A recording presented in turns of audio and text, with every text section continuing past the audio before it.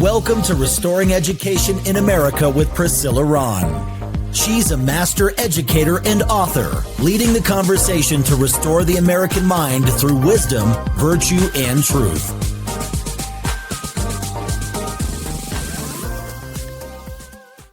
Well, hello, everybody. Welcome to Restoring Education in America. I'm your host, Priscilla Ron, and I am so thrilled that you've decided to join the conversation today. 2026, it's America's 250th birthday. There's so many celebrations going on all over the U.S. But one thing I'm celebrating is that there's a new private classical school that's opening this fall. It's called Excalibur Classical Academy, and their mission and vision is restoring America's heritage by developing servant leaders who are keepers and defenders of the principles of which our founding fathers pledged their lives, fortunes, and sacred honor. And if you have a young child who's starting kindergarten through third grade, I urge you to go to their website to learn more. It's excaliburclassicalacademy.org. And they're also looking to hire amazing teachers. So if you're interested in applying, if you're a parent who'd love to take a tour and learn more, please reach out to Excalibur Classical Academy. Well, there's a lot going on in society and in Colorado, especially around protests and ICE and the police. And I have my very dear friend that I am going to bring to the stage. She is an educator. Welcome to my dear friend, Alexandra Saba. How are you, Alex? Hi, Priscilla. I'm great today. How are you? I'm doing great. I have so much respect for your career. But before we get too far into the conversation, I'm going to share a little bit of your bio with our listeners. Alexandra Saba attended Northwestern University in Illinois, the University of Colorado Boulder, and earned degrees in English, education, and secondary literacy. She also attended Regis University and earned a Master's of Science in Criminology. Alexandra has taught middle school language arts, high school humanities, AP psychology, student leadership, criminal justice, criminology, CSI, and forensics. She's the school sponsor for National Technical Honor Society and a past recipient of the Denver Teacher Mile High Educator Award, Jared Polis Award, and this year from the Aurora Public Schools was recognized for excellence in her AP psychology scores. Wow. You are amazing. Okay. So just so our listeners know how we know each other, I know you don't like me to call you my supervisor, but you were my direct supervisor in Denver Public Schools. And you were the person who came in and observed me and gave me feedback. And we just became really great colleagues and good friends. And I just loved the way you would come into my classroom and see great things that the students were doing, but also say, here's another way for you to think about bridging this gap or solving this problem. But take me all the way back, Saba, to when did you decide you wanted to become a teacher? I was in college and I was pursuing a literacy, or I would say a literature degree, an English degree, the old flipping burgers degree, right? Like, what do you do with that after you've studied great authors? Do you go on to become a great author? Do you go on to teach about great authors? Or, what are you going to do with this degree? It's kind of like the philosopher's degree problem. Okay, so now you have this, what are you going to do? And my grandfather was an educator, and I always looked up to him for the work that he did. And he was very passionate about his work, specifically with community college students, disenfranchised students, students who are pursuing education against all odds. He was teaching in Detroit during the 60s, during riots. And he often talked about that time as one of his most inspirational and transformational educational times because it showed him the true spirit of human beings and their capacity and their grit. My grandpa Sam, he wanted to be a priest. He wanted to go into the seminary. He wanted to study Catholicism. And he didn't end up doing that. He ended up going to fight in Korea. And so he has this passion for knowledge and for caring for people. And so I think that's where it came from. I watched him do that when I was younger, and he would always talk to me about his students. To some degree, I've always liked teaching and educating, even if it wasn't in a classroom scenario. I like learning and sharing my knowledge, and seeing other people grow through it. Well, as I got to know you, I could see that love and passion for education, and you've always had really high standards and really high expectations. And I think that's something that we're missing in education today. We've seen that it's changed a lot since when we were growing up and going to school. But you and I are both similar in that we hold our students to really high expectations. We give them the information, and we know that you can take a horse to water, but you can't make them drink. But it's been always clear to me your passion for excellence, but the way you've coached and how I've seen you coach other adults, that's an art in itself. Thank you. What was something that you learned in your time as a coach, and was there anything from your experience as a teacher that kind of helped you become a better coach? I think the key word is humility. Nobody is an expert on anything. We are constantly learning. And so it's the process of walking into a conversation and not being the smartest person in the room, being open to the experience of learning, having the humility to recognize that everybody is on a learning pathway, and to also recognize that to have that high standard means that you are expecting excellence out of somebody else and yourself. And so it's creating space in the room for people to rise to their highest selves. And so whether I'm coaching a teacher or I'm working with a student, or I'm thinking about writing curriculum, or right now I'm working with LAPSN, which is the Law Enforcement and Public Safety Education Network. And we're building out standards and objectives and outcomes that will help our high school and our community college students meet national obligations. And so it's about, I think, humility and also setting the standard for excellence. Well, that's a great segue, Saba, to your teaching criminology and your passion for law enforcement. Talk about where that passion came from.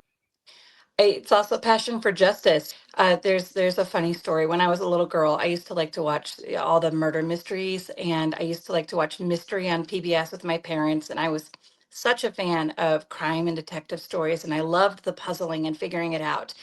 And then I also love the human behavior parts. And so I would set up like little, murder scenarios in the house, and things, and like detective things that I would have to solve. And those were always really fun for me. And, when I kind of took my break from teaching and I worked for the federal grant for a while as an instructional coach, it turned me back into a place where I was looking at childhood passions. And part of that is justice and the appreciation of the law and human behavior. That's really my specialty, is human behavior criminology. That's psychopathology, that's forensic anthropology, that's criminal profiling. I just love unpacking human behavior, although it's hard to do sometimes in a middle school classroom. There's a lot of behavior. I don't teach that anymore. But that's, I think, where that came from too. And that's what continues to propel me as I teach criminal justice courses and as I teach students about the Constitution and about law. It's helping them really understand what principles guide them in society, and also how to be a contributing member of society who gives back to the community in a way that is through the appreciation of the law.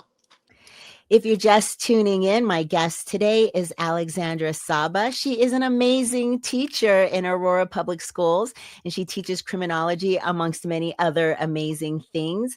So, Saba, we've had a lot of conversations about what we're seeing changing socially, and the conversation around ICE, around law enforcement, how our young people, because we teach in districts where we have a high number of migrant, immigrant, legal, and undocumented students. So there's a hodgepodge of clientele that we have in the community. So this conversation is at the forefront of almost every single day that we're talking. So be a little transparent about some of the pushback you've received with this being the topic that you're teaching in your school, and talk a little bit about the program. Sure. So I started building the pathway for criminal justice probably about 4 years ago in conjunction with Community College of Aurora. And that has been really a blessing to bring that to high school students. It's a concurrent enrollment program so they can take the classes at the high school.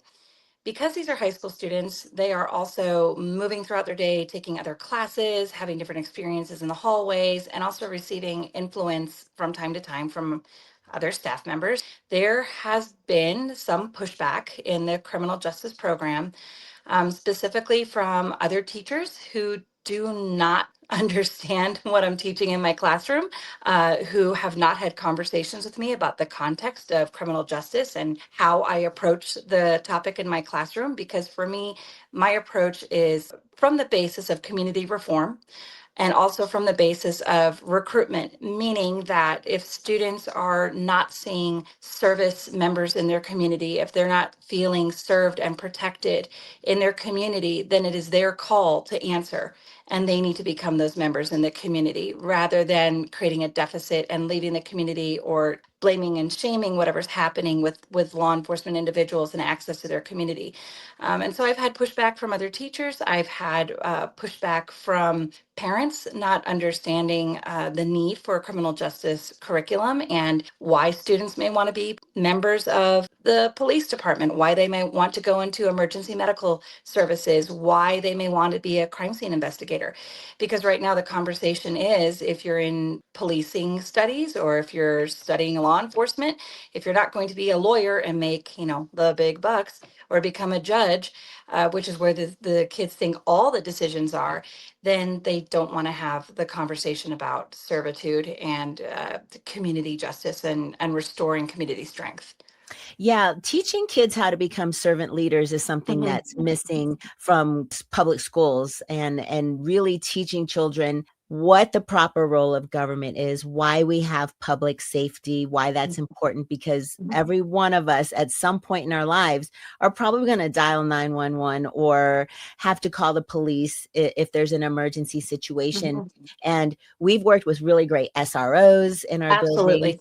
who Absolutely. have really built strong relationships with students and kept them out of Mhm. the path of law enforcement. So I think it's really critical what you're teaching to just neutrally explain what all these positions do and how to access law enforcement. But then you're right, how to say as a community member, I think maybe our law enforcement needs more training, or I think they need more resources. Right now, I volunteer on the Denver Police Chiefs Community Advisory Board.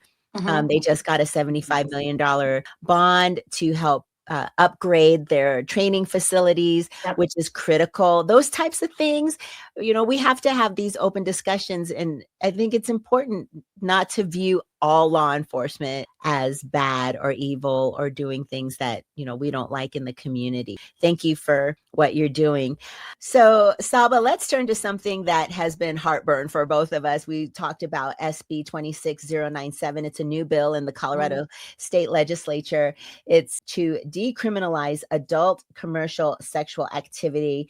The prime sponsors are Senator Nick Henriksen, Senator Lisa Cutter, Representative Lorena Garcia, and Representative Rebecca Stewart, all of whom were endorsed by the teachers union.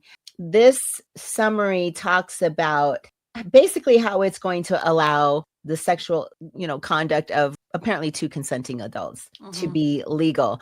What is your perspective, having taught criminalization and your perspective in law? What do you think that might do if it passed? I think it's a concerning bill on a number of fronts. We are having, probably for the first time in this country, really open conversations about human trafficking, hypersexualization of minors, having conversations about sexualization just of individuals and access to sex. We are a highly sexualized society now in a way that we weren't maybe 50 years ago, kind of out in the open, or 30 years ago out in the open. Things have changed. And with this conversation about this bill, I can't help but be alarmed because sex trafficking and human trafficking, drug trafficking, weapons trafficking, all of these components of criminalistic behaviors and criminogenic societies, right? These components that feed into criminal behaviors, that feed into criminal pathways, that perpetuate cycles of undocumented money, that perpetuate cycles of victimization and women and young men being taken advantage of. That's a big concern for me. Because if we're promoting the legalization of that, then I have major questions about how do you keep those individuals safe? How do you make sure that those individuals have access to healthcare? How do you make sure that those individuals have access to human resources? Because decriminalizing it doesn't make it legal in the sense that there is fiduciary responsibility and financial clarity around it, or transparency about how it's going to be managed from a taxation perspective, right? I have all those questions. And the reason that those are brought up for me is because when you're talking about prostitution or when you're talking about sex work, there's a lot of hidden money, right? And that's controlled by syndicates, organizational enterprises that are masking those resources. And there's also the recruitment, especially of young women. And the question then becomes for me, then what are we looking for, and how are we training teachers? How are we training caretakers? How are we training the helpers in society to be able to look for that more so than we are now? Because there is not, I mean, I think about school counselors, I think about social workers, I think about teachers, and we have mandated reporter status. But how do we add that in for training? And then how do you make sure your staff are comfortable talking about it? I think there's the bill, and then there's the nuances just blow up all around the bill in so many different ways. To me, it is one thing to propose the bill, and it is another thing to do it intentionally and well. And we are not there. We are not there. If we are going to decriminalize sex work, then society has to be ready to take on the ownership of legality. Oh, And you that mean means, like with marijuana when they said, right, oh, if we right, just legalize it, mhm, it's going to solve all our problems. People will just do it in their right, homes right. privately. But we know as teachers, parents were not locking their marijuana up. Kids are No, bringing it to school and they're sharing it with their friends. So legalizing something doesn't necessarily help society. And to no. your point, now it could potentially become an industry. But Yeah. who are those quote unquote adults? So we're going to say 18. So I don't know of any 17, 16, 15-year-old who says, I think this is going to be my career path. They don't just wake up at 18 and No. say, I'm going to sell my body for money.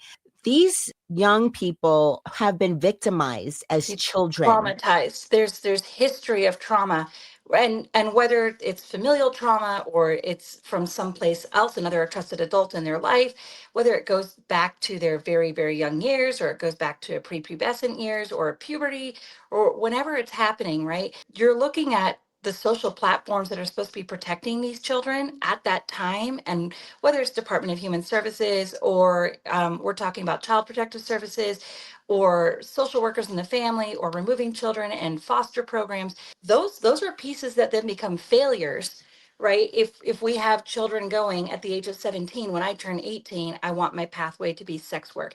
As a society, as a community, can we do better?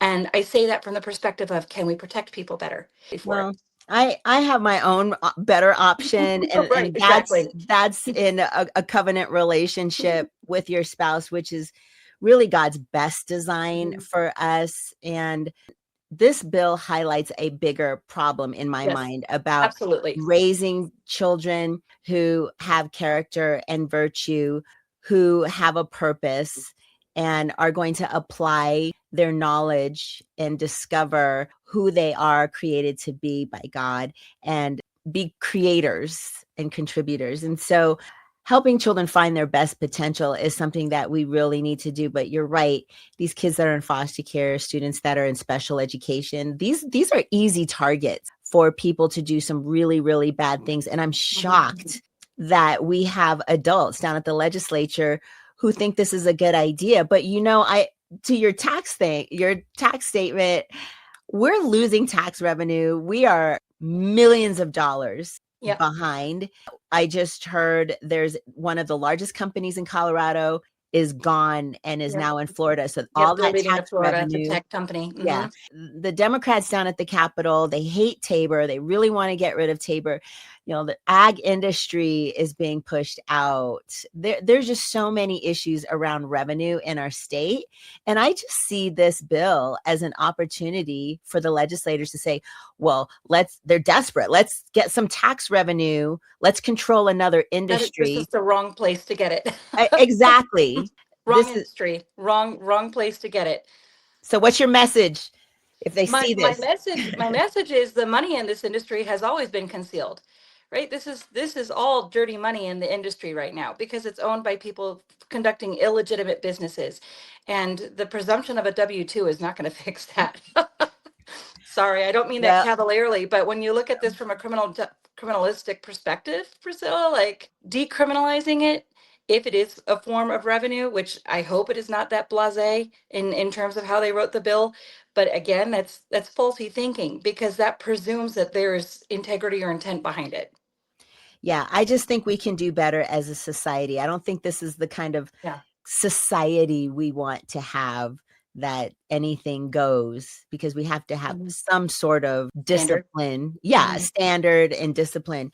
So Saba, when you think about what children need to know, what are some things in your mind are missing in current public education that you think we need to bring back? Grit. And I'm not just talking about Angela Duckworth's concept of grit. I am talking about the perseverance through the hard days, the realization that not everything is instant gratification. Priscilla, we've seen it. I've been a teacher for 25 years. Dinosaurs walk the earth, right? But I am seeing it more frequently, which is that students want instant gratification. They want positive feedback. If we start with, the whole process is supposed to be positive feedback, negative feedback, positive feedback, put it in a sandwich. Sometimes there is just critical feedback and it's done with kindness. And we're missing that piece of being able to receive feedback, of being able to receive criticism, of having the grit to push through and know that you have a goal and a purpose at the end, and that the answers are not immediately available, and that there's not always the positive, like the immediate feeling of, yes, I did this, I won a gold star. It's very concerning because it creates short attention spans, and it creates a student, let's say, a predisposition to quitting, calling it quits. Whether it's putting the head down, putting the pencil down, stopping the assignment halfway through, I didn't do it, I couldn't finish it. There's this litany of excuses, right? And I don't mean that to be hard on students. I love my students, right? I don't want to come off as being, like a military driver in the classroom. But it does come down to, can they persist when the times get tough? That's missing. I also think that a sense of wonder and creativity is missing. And believe it or not, I believe that grit and wonder go hand in hand, because if we can persevere through the hard, it opens up your imagination for the possibility of what's next. If we don't have a sense of wonder, if we don't have a sense of creativity and think, what could happen if I finish this, or what could be a creative way to problem solve if I'm stuck, then our kids just get in a loop. They just go around and it's a disappointment for them. That's pretty old school there. Sorry. I had the same conversation with a middle school student just today. Actually too, because I said, I don't feel like playing my instrument anymore. And I thought, we're only halfway through the semester, and now you don't want to play your instruments anymore when you were like gung ho. Why? Now you actually need to start working. And you can't just wake up one day and say, I really want to do this, and then quit halfway through. If you start it, you have to finish it. And that's, again, a character trait, a virtue that we have to learn as adults if we want to make it in society and be successful. Our employers are going to expect it. The people that we're in relationship with, if you're married, the hardest thing is sticking with it, because you have good days and you have bad days. And the relationships that make it are the ones that have grit. And you realize, you started out saying, none of us are perfect. We're fallible people, but we have to be committed. And you're 100% right. And I think that's why we see such a high divorce rate in society now compared to, like you said, 50, 60 years ago. Society has changed quite a bit. What would your message be if you could time travel? Time travel. Well, the show's called Restoring Education in America. What do you think we need to do to restore education in America? It's putting education first. I know there are so many complexity with families, and parents are working, kids are working. You and I both see it. I see it at the high school all the time. I've got students who are working jobs to try to bring in income to the families, and the economy's tough. And I get that. I understand that. But just like I tell my student athletes, you're a student first. And education needs to come first. It's your backbone. It's not a write-off. It's not optional. It is necessary. And that's where I think we've lost the conversation. The train has gone off the tracks a little bit because education has become optional. And I'm not talking about the option of getting a GED versus graduating high school. I'm talking about the dropout rate. I'm talking about students who we are hand holding to the finish line, getting them their credits in summer school, spoon feeding them the information to try to get them graduated. And you might say, well, that's great because, they graduated. But also, what are we doing to get them to graduate on time and to come to school every single day? And we don't need off periods, and we don't need students sitting around in the upper commons. They need to be taking classes all the time. They need to be educating themselves. And whether or not the class is their favorite, it's a class. It's an opportunity to learn something new. Not every teacher is going to be their favorite. Not every subject is going to be their favorite. They're going to have employers they don't love. They're going to have jobs they don't love. And that's the nature of the game. And I think putting education first, and when I say education, I mean really like education, book studies, taking tests, learning how to read a textbook again, participating in a class, a Socratic seminar where your voice is necessary, where you have to do the preparation ahead. I'm not talking about worksheets. We've gone back and forth with, do ACT scores matter? Do SAT scores matter? Can I take the AccuPlacer? What if I take AP tests? What if I take concurrent enrollment? What if I go an alternative route, right? I think having the conversation that education matters. You have to have a degree. You need to be degree, or if it's not a degree, right? Like I teach for a career and technical education program. That means that my 18-year-olds who graduate need to have a pathway. They need to have a next step, whether it's to go get their post exam and join the police academy, or they go into medicine because they want to be an EMT, or they go to the military, they join up for the Army or the Marines or Air Force, and that's going to hold them until they're 21. I know Aurora Fire, I just spoke with them today. They've dropped their entrance age to 18, which is great because that means that our high school graduates now have a place to go. They're not floating in between 18 and 21 when they're able to move into some other positions, right? And so I think that's the important piece, whether it's a book education and you're graduating with intent to go on to a 4-year, whatever it is, have an intent and have a pathway.